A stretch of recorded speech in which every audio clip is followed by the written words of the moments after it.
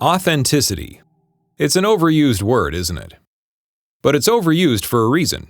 It's important, especially in sonic branding. In fact, it's very hard to build a sonic identity without being authentic.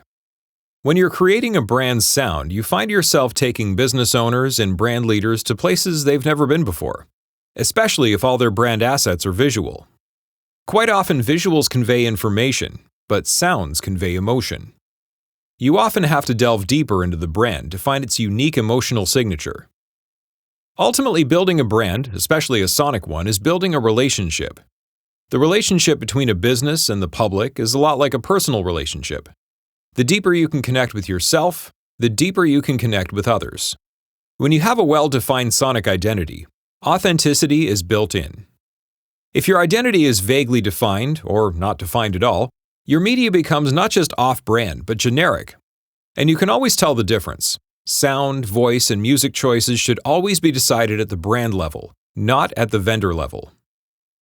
What we're going to do here is give some brief examples of authentic versus generic media outcomes in sound. Sonic authenticity tends to manifest in three ways. 1. Music. In the past, brand music was very inauthentic, resulting in media that not only sounded the same, but was also pretty cheesy. Purina Catch-Out can depend on Purina Catch-Out. Purina Catch-Out, cha-cha-cha. When you don't know who you are, and subsequently how you sound, composition becomes arbitrary.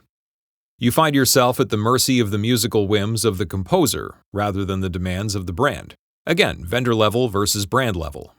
The music should tell the listener everything they need to know about the brand without using words. You want to create a sense of immersion when they hear you. You want the listener to feel like they've crossed an invisible threshold into the brand's world. Of course, we still do use words, and that takes us to number 2, voice. The right musical style and instrumentation will certainly set the tone, but there is no instrument more powerful, dynamic, or varied than the human voice. If the generic outcome for music is the jingles of the late 20th century, the generic outcome for voice is announcer. The world's best prices and no interest till 2007 or no GST and no PST. Today, goofy, Ronnie radio voices have been replaced by conversational, relatable brand voices. I love this series of Airbnb commercials. This is a great example of not only a great voiceover, but of all the audio and visual pieces working together. If you want to start Airbnb-ing your home, and you're wondering how to get from step 1 to guest 1, oh nice. Airbnb Setup will help you get started.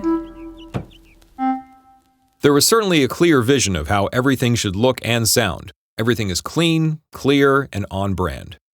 Like the music, everything about the brand's vibe should be felt in the spoken voice. Now we go from the implicit to the explicit. Number 3. Words. Yes, the written word is important too. For example, every brand should have key words. You ever notice how much Disney uses the word magic? You've probably never consciously thought of it before, but I'm sure you know what I'm talking about. They nearly own the word. And this is not an accident. Consistent and on-brand phrases and word choices are very important. Writing becomes generic when a brand lacks a clear and defined writing style. This usually results in an onslaught of cliches. We've all heard things like act now, spring into savings, conveniently located, friendly, knowledgeable staff.